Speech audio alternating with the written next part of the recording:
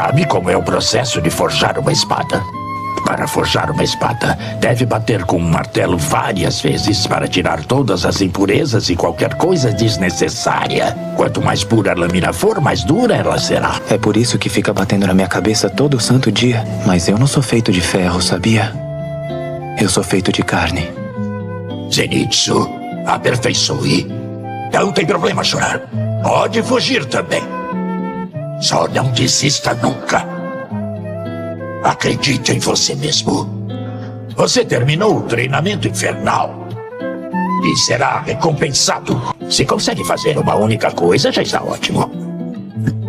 Se é bom em uma única coisa, treine para aperfeiçoá-la. Trabalhe nisso para extrair o seu potencial ao máximo.